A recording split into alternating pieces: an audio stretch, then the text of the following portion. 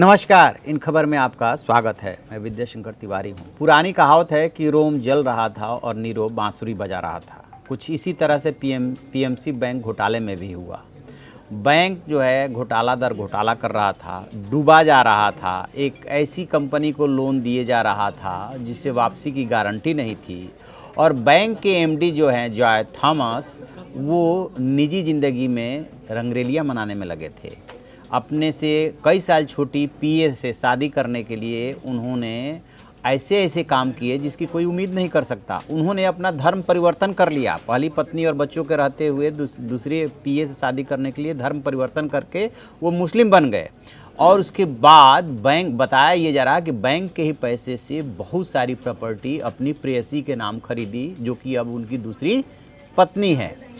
मुंबई और पुणे में जो है उनके 4 फ्लैट उसने ईडी ने और जो जांच एजेंसी है उसने अपने कब्जे में लिया है। लेकिन बताया ये जा रहा है कि पुणे में ढेर सारे 8 या 9 फ्लैट उन्होंने अपने पीए पत्नी के नाम उन्होंने खरीदा। अब कथा आगे चलती है, मतलब घोटाले की कथा क्या है कि इस मामले में जो पूरा का पूरा केस आ रहा है वो HDIL जो कंपनी है, इसके प्रमोटर हैं राकेश बधावन और इनके बेटे हैं सारंग, और जो पूर्व चेयरमैन है वरायम सिंह, और ये जॉय थॉमस जो कि एमडी है। इनके इर्द गिर्द ये पूरी कहानी घूम रही है। किस तरीके से ये HDIL को लोन देते चले गए। HDIL इनका शुरू में अच्छा कस्टमर था, लेकिन बाद में जो है वो HDIL बैंक से भी धोखाधड़ी करने लगा, और बैंक के जो हायर ऑफिसर्स थे, यानी कि यही लोग चेयरमैन एमडी वगैरह, वो सब कुछ जानते हुए भी आंख मूंदे रहे। आंख मूंदे इसलिए रहे कि इनका भी कहीं ना कहीं इंटरेस्ट सर्व हो रहा था। अब क्या होता है कि जॉय थॉमस जो है शादीशुदा थे, इनका अपना परिवार था। इसके बावजूद इन्होंने पीए से संबंध बनाए और 2005 में पीए ने नौकरी छोड़ दी, और फिर कहा था कि वो शादी करके दुबई बसने जा रही है, और असल में वो शिफ्ट हो गई पुणे। और उसने शादी करके जॉय थॉमस जो है जैसे ही उससे मैरिज किया वो जुनैद बन गए। और मज़े की बात यह है कि देखिए, ये बैंक के एमडी हैं। जुनैद बनने से पहले इन्होंने ऐसी कोई प्रक्रिया पूरी नहीं की। सारे बैंक्स में, सारे एजुकेशनल क्वालिफिकेशंस में जो इनका जॉय थॉमस नाम था वही रहा।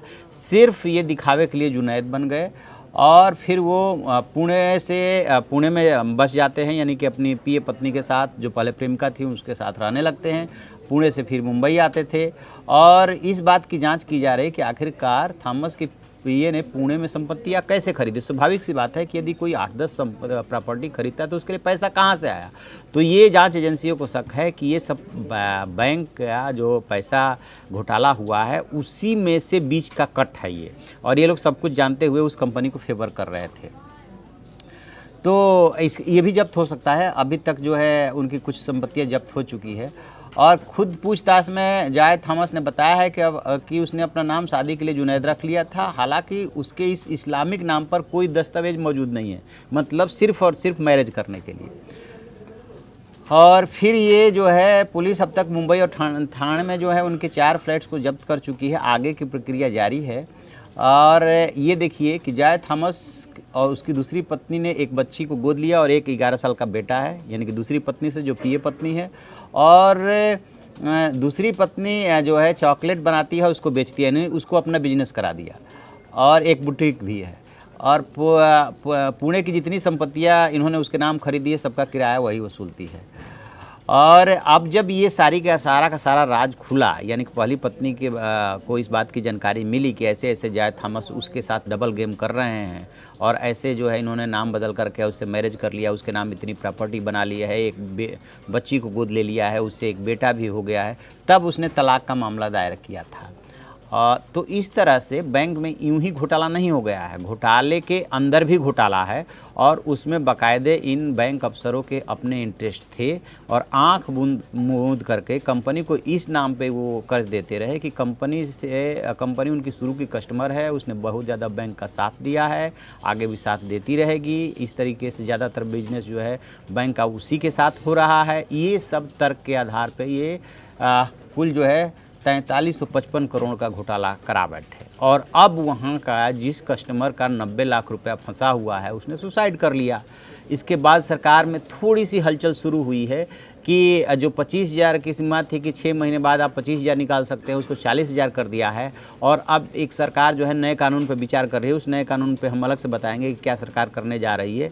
लेकिन इन 4,500 करोड़ के घोटाले में न जाने कितने कस्टमर्स फंस गए हैं और उन्हें अपने ही पैसे के लिए संघर्ष करना पड़ रहा है, पता नहीं कब मिलेगा।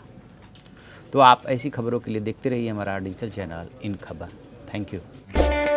इन खबर चैनल को सब्सक्राइब करें और बेल आइकन दबाना ना भूलें।